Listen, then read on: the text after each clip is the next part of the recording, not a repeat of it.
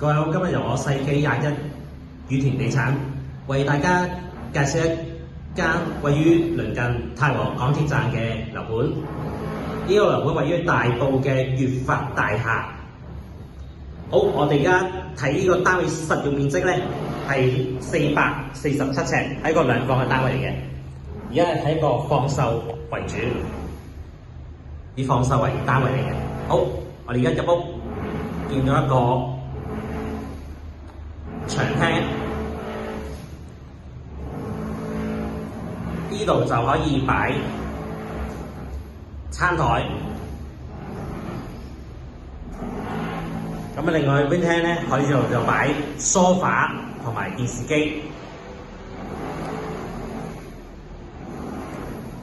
好，我哋望埋個廚房。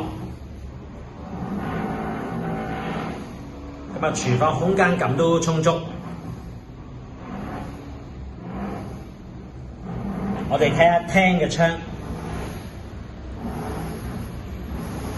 廳個窗主要就望少少樓景，咁啊仲有望到啲個公園景。咁我哋再入去睇埋個洗手間同埋兩間房間嘅 size 啦。咁啊，先睇個浴室先啦，洗手間。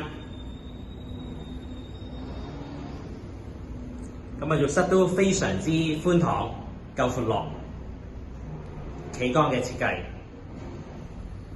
好，跟住我哋望下主人房先，大房。咁啊，大房做咗張入牆嘅雙人床。咁呢度都做咗一立做到頂嘅衣櫃、梳妝台都有。